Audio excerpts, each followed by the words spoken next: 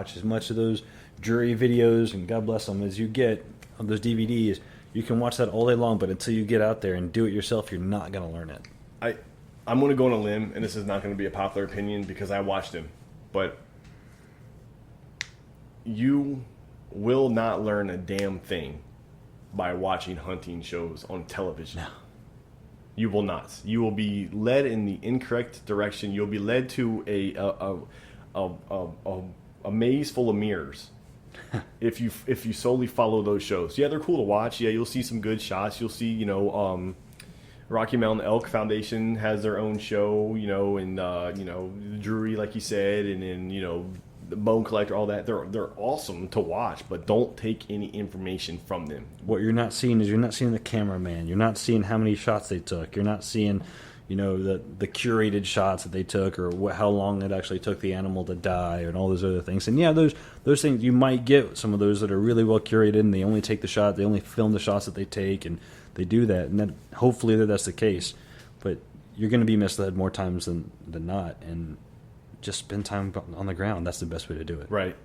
We used to drive trails and drive along the dirt roads and look, hey, there's a rub. All right, now we're going to stop. We're going to get out. We're going to follow that rub line and see where it goes and see if there's any scat, and then we're going to hang cameras or hang a stand. But you have to be in the woods to do that. That's right.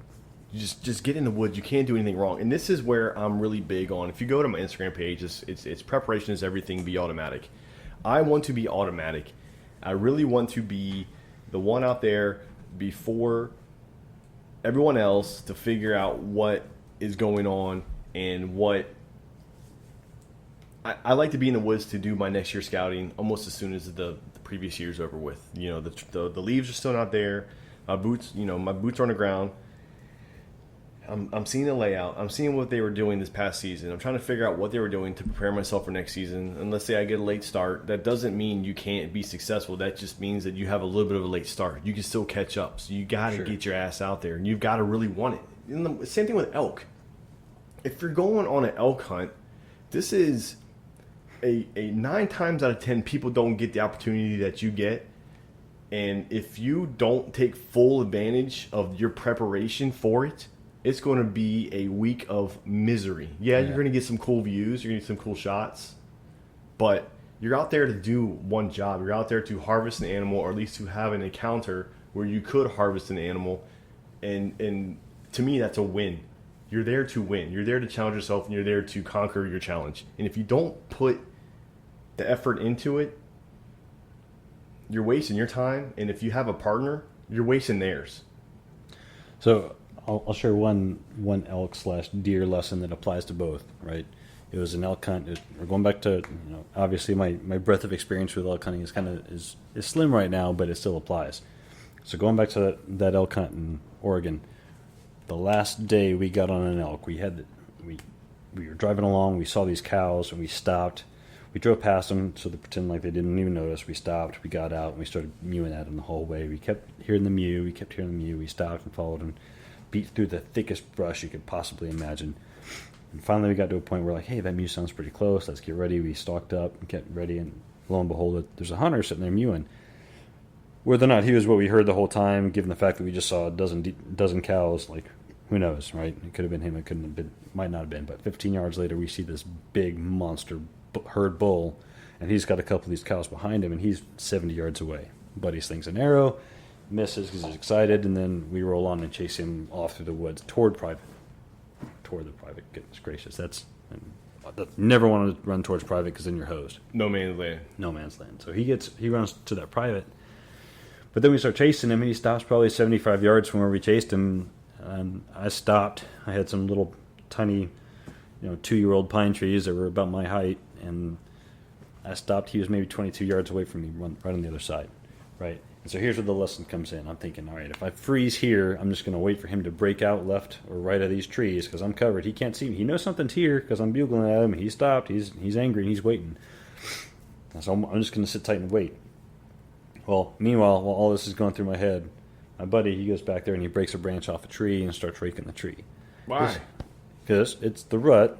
So he's thinking, but that by simulating a rake and bull that he's going to scare. He's going to charge in. He's going to charge in, get pissed off. He's going to break out and come back towards. Or maybe us. a satellite will come in on the back end. Exactly. Like that, right. Okay. So best case scenario, this is what's going to happen. Instead, what really happens? This dude gets the shit scared out of him, and he hauls ass. He hauls ass for his private, and you never saw him again. He went straight to the private. We hauled ass all the way. We followed him to the private. We hit the fence line and ran up and down the fence line, hoping maybe he hopped back over it. Lost cause at that point. Of course not. But point being, and this was the big takeaway. After a significant amount of introspection, if I'd have just moved my ass one step to the right, I'd have had a clear shot. And the only thing I would have lost was the opportunity at that shot. Because by staying where I was and then having my buddy rake, I lost the opportunity. You had no chance. Had no chance. At least if I had taken that half step right, I'd have been able to know for a fact that either one or two things was going to happen. I was going to draw on that bull or he was going to run. And at least now, at that point, given those two situations, you know, hey, get out of your own way and do that. And I've taken that back to the deer woods, absolutely, because you don't know. If you don't try to take that shot, if you don't stand up from your tree stand thinking, hey, he might see me, he might see you. But the odds are he's going to have his nose to the ground and he's going to keep on walking. Right. So, but you don't know if you don't get your ass up and try. And something to take away from both of those worlds. It's amazing how it's kind of like a synchronized swimming situation that you and your teammate have to be, as far as your actions and your movements and your sounds and everything that you do has to be synchronized. Not maybe you guys aren't doing the same thing at the same time, but it's kind of like a yin to the yang. Yeah. And you guys have to like be like a team and be on the same page 100% after you leave camp. And it's hard to do that. So are you on your venture in a few weeks? Are you going solo, or are you going to? I'm not going to say a ball and chain. Are you going to have someone there with you to hunt your unit with you? No, man. So I got a ranger buddy who's actually one of the best men at my wedding. He's going to come out with me. He's just along for the ride. Fortunately, though, Montana's one of those states where you can get a over-the-counter wolf tag. So he's going to try to get along there. We're going to try to get into some trout. And there's some places there where you can get in some cutthroat. So we're going to try to get some trout going and cooking. Also going to take him along, and hopefully we'll be able to blast some grouse while we're up there and have something to eat. Yeah, that'd campfire. You're not going to rely on that, though, are you? No. It's going to be mountain house all the way with occasional red meat. Absolutely. Well, I'm stoked for you. I could not be more excited for this situation. I know you put a lot of work into it, a lot of time, a lot of energy, a lot of gear prep, a lot of checklists, a lot of checklists for your checklist, and a lot of just everything logistics involved. So I could not be more excited for you, and I cannot wait to hear your story when you get back about this. I got a month to go, so we still have a whole lot more prep. Hopefully you're just sealing the deals on a few and just doing a couple rechecks and kind of putting icing on the cake instead of baking a new one. Oh man! But you never know how things go. But I'm super excited for you. And as far as my situation, I'm 100% whitetail because I don't feel like I have it in me to fully invest 100% of my time or energy into elk. I may do that next year though. They don't need to do 100%. I have to.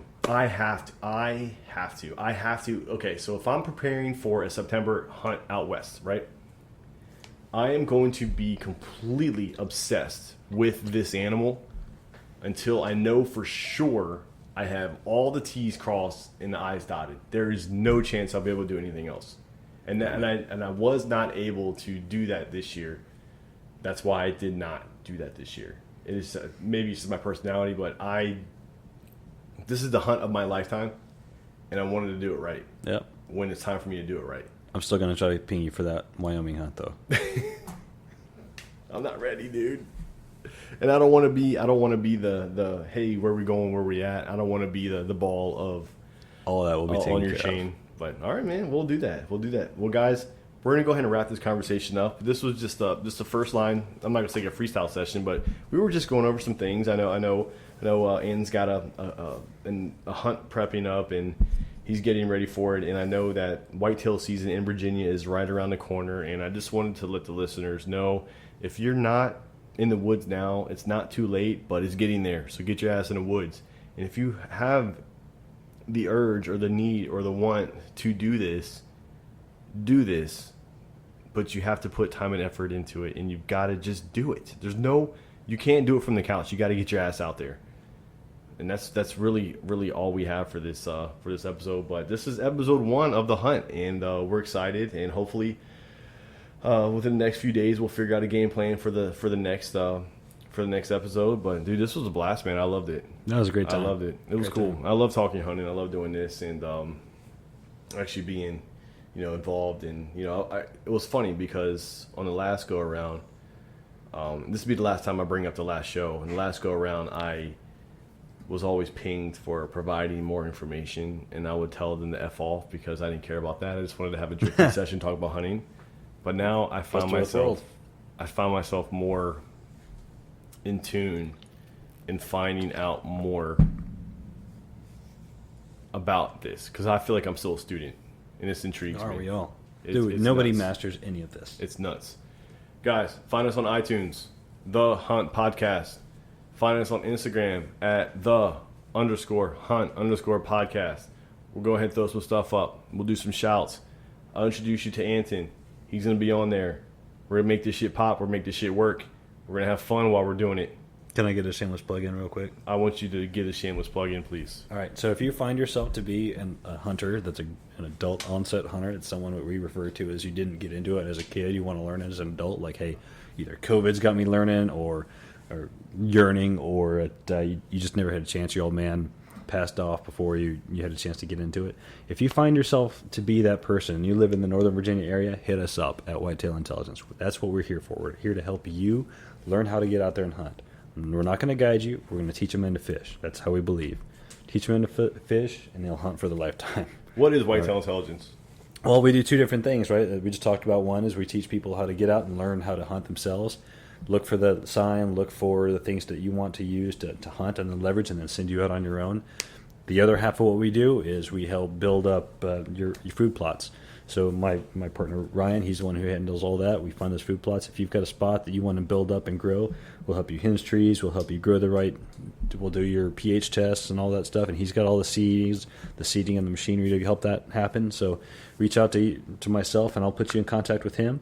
Again, that's at Whitetail Intelligence on Instagram, and then we'll help you out. Nice. I didn't know you do that. Yeah, that's pretty cool. I'm gonna help you. I need you to hook me up. I got a small parcel right down the street that I think could really use some help. And Ryan's putting the tractor together right now. We gotta do it, guys. Episode 1 in the books. Can't believe it's in the books. It's crazy. But here it is. We're back. Hey, by the way, we're actually going to be telling stories of our hunts during our hunts. So no more backtracking. We're going to be moving forward. Opening day for deer is in Virginia is like what, 2 or 3 weeks? Like 3 weeks from now, I'll be in a stand. So it's going to be crazy as shit. So super excited to tell you guys about our hunts. So it's going to be hot. All right, guys. Appreciate it, man. Check it in. Check it out.